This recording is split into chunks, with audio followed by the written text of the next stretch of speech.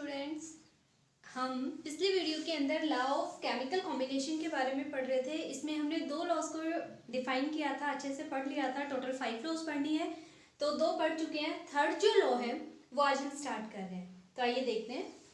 Third जो law है वो है law of multiple proportions. Law of multiple proportions नाम से ही जो लॉ है वो अपने मीनिंग को डिफाइन कर रहा है यहाँ पे कि मल्टीपल प्रोपोर्शंस के बारे में बात करने वाले हैं हम। When two elements combine to form two और मोर केमिकल कंपाउंड, ये कह रहा है जब भी हम कोई केमिकल कंपाउंड बनाते हैं तो ऐसा नहीं है कि एक सिंगल एलिमेंट या सिंगल जो एटम है वो आपके कंपाउंड को बना दे। उसके लिए कह रहा है कि जो एलिमेंट है वो 2 या 2 से ज़्यादा एलिमेंट आपस में कंबाइन होते हैं एक केमिकल कंपाउंड को बनाने के लिए। Then the masses of one of the element which combine with a fix mass of the other bear a simple ratio to one another.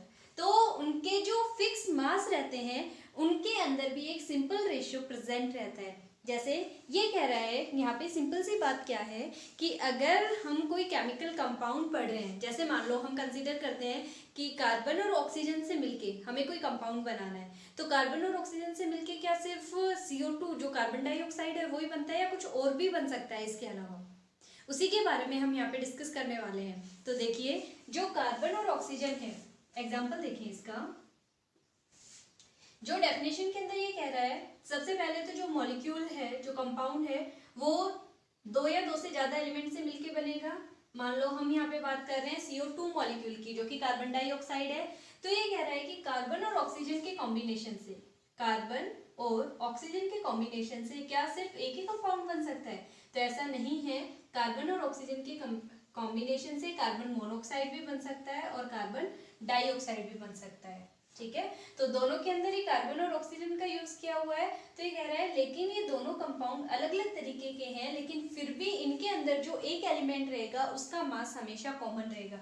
तो आप यहाँ पे देख सकते हैं कि कार्बन जो है वो सिंगल टाइम ही यूज है दोनों के अंदर, तो इसका जो मास है, जो इनमें रेशियो आएगा वो सिंपल रहेगा। जो ऑक्सीजन है, यहाँ पर सिंगल एक ऑक्सीजन यूज किया हुआ है और यहाँ पे 2 यूज किए हुए हैं। तो इसका मतलब क्या है, जो कार्बन है यहाँ पे दोनों के अंदर ही लगभग कांस्टेंट है। जो ऑक्सीजन है वो वरी कर रहा है। इसका मतलब जो सिंपल रेशियो हम देखने वाले हैं वो किसके बीच में देखेंगे, इस ऑक्सीजन और इस ऑक्सीजन के बीच में। तो देखिए, कार्बन जो है कितना पार्ट यूज हो रहा है, यहाँ पे 1 पार्ट यूज हो रहा है और इसका मास कितना होता है, कार्बन का 12 और ऑक्सीजन का कितना होता है 16। इसी तरीके से यहाँ पे कार्बन का कितना है 12 और ऑक्सीजन का कितना है 16। एक ऑक्सीजन के लिए 16 होता है, क्योंकि यहाँ पे 2 ऑक्सीजन है तो मुझे कितना लिखना पड़ेगा, 16 2 जा 32। ओके, तो ये कह रहा है जो कार्बन है दोनों के अंदर एक एलिमेंट जो है वो तो कांस्टेंट हो गया, फिक्स है उसका मास, लेकिन जो दूसरा एलिमेंट प्रेजेंट है यहाँ पे उसके मास के अंदर सिंपल रेशियो प्रेजेंट है, जो कि हमने डेफिनेशन के अंदर पढ़ा, वही चीज यहाँ पे लिखनी है। तो देखिए यहाँ पे 16 है और यहाँ पे 32 है, तो 16 रेशियो 32 का सिंपलेस्ट रेशियो क्या बन सकता है, 1:2। इसका मतलब क्या है, जो कांस्टेंट है एलिमेंट, उसके अलावा जो दूसरा एलिमेंट बचता है वो हमेशा मास रेशियो उसका जो होगा वो सिंपलेस्ट रेशियो के अंदर ही एडजस्ट करेगा। इसके अलावा हम कुछ और एग्जांपल भी लेके देख सकते हैं। जैसे देखिए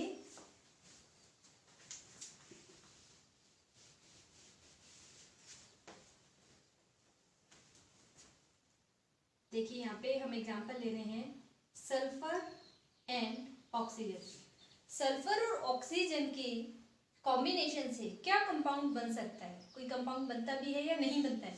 तो देखिए, सल्फर और ऑक्सीजन के कॉम्बिनेशन से SO2 बनता है, सल्फर डाइऑक्साइड, और दूसरा क्या बनता है, सल्फर ट्राइऑक्साइड।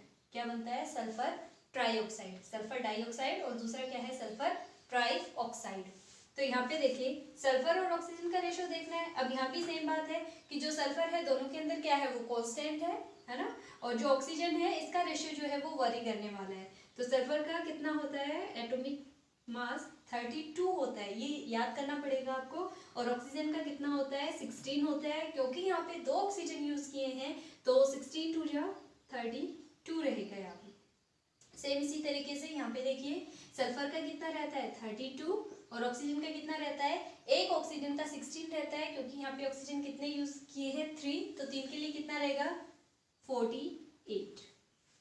ओके, तो देखिए अब सल्फर का जो रेशियो है वो तो कांस्टेंट हो गया, दोनों का इक्वल है। अब हमें ऑक्सीजन का देखना है, यहाँ पे O2 था, यहाँ पे O3 है, तो 32:48 में प्रेजेंट है। तो इसका सिंपलेस्ट रेशियो क्या हो जाएगा, 2:3।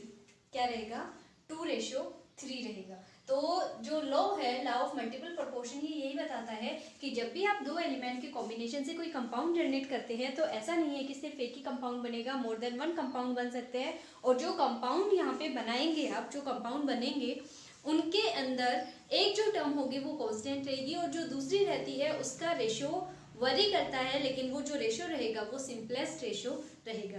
तो यहाँ पे हमने एग्जांपल्स देख लिए हैं। आप मुझे बना के बताएंगे N प्लस O की हेल्प से। ओके, N और O की हेल्प से आप मुझे कंपाउंड बनाएं और उनका सिंपलेस्ट रेशियो बताएं। अपने नोटबुक के अंदर ड्रॉ कर ले ये, जब आपकी नोटबुक चेक की जाएगी उस टाइम पे हम देख लेंगे।